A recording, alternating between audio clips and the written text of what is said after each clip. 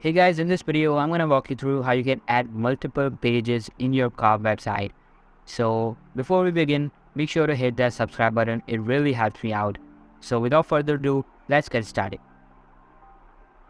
Now, once you're at the dashboard of your editor, now all you need to do, you're going to click on this plus icon, and in here, you're going to go to control. Once you click on control, a new section will be added to your website. Right here you can see. Now below this section, everything will be on the next page.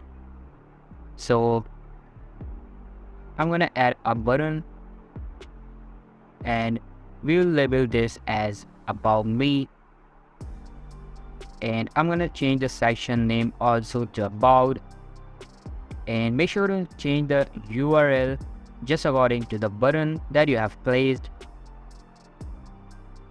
And after that, I'm gonna add a new container, and we will split this into two parts.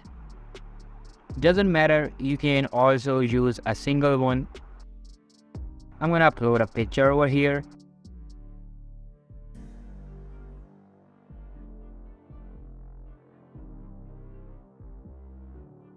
And I'm gonna write a text over here. So this is our second page.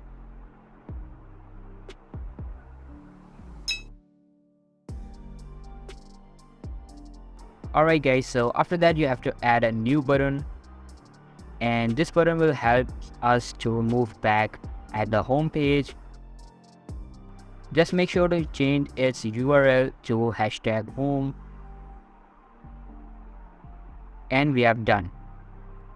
Alright guys, so once I publish the site and click on view site, right here you can see this is our first page, and if I click on about me, it will take me to the next page. This is how it looks, and if I click back, it will take me to the home page again. So this is basically how you can add multiple pages in your car website. So if you found this video helpful, then make sure to give this a huge thumbs up, subscribe to our channel. Thank you so much for watching.